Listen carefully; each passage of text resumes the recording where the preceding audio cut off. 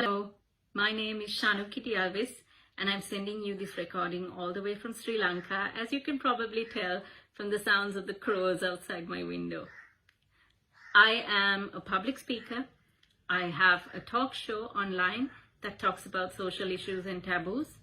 I work as a freelance consultant with organizations on cause marketing, and I'm also an advocate for various causes that I'm passionate about. I think it's important for me to establish at the onset that I am not a politician. I am not aligned to any current political party in Sri Lanka. I am not a religious leader. I'm not any form of leader, really. I'm just a woman, a human, and a Sri Lankan citizen with a voice and a platform that I would like to use to share a message which I believe is important with everyone out there who wants to listen. My birth certificate identifies me as a Sinhalese, belonging to the majority in Sri Lanka. This has become almost an embarrassing thing to admit to these days, because if you watch the news, you will see that there is some ethnic strife in my country at present. Civilian unrest caused by discrimination and intolerance towards minority communities in my country, especially the Muslim people and the Tamils. And this is supposedly meted out by the Sinhalese majority.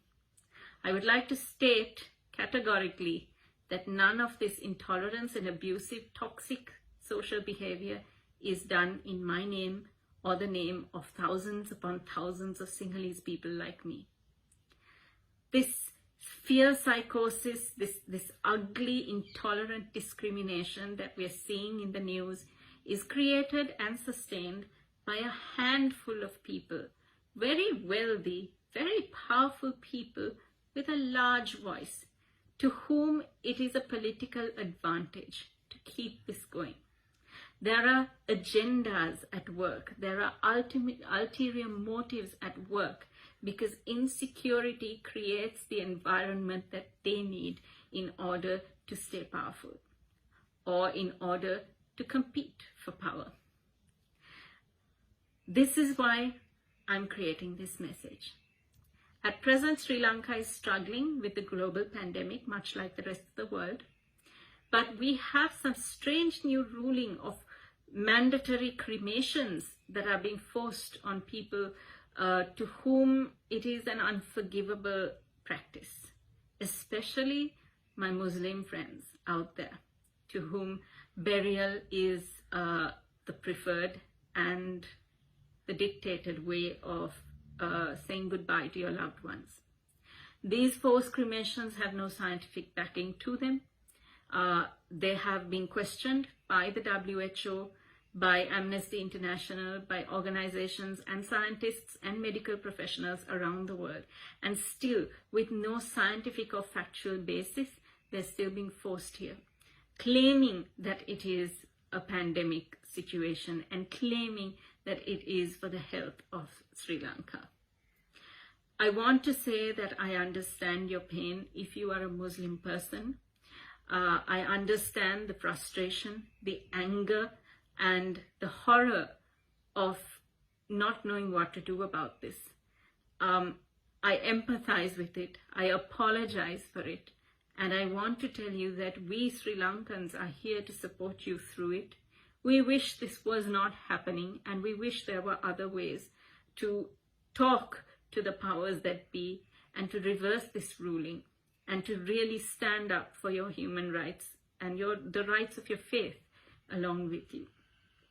But I also want to appeal to you that whilst you have the absolute right to protest, and civilian dissent is part and parcel of a democracy that I hope we still enjoy in Sri Lanka, we must step back, think critically, and use intelligence in the way we deal with this issue.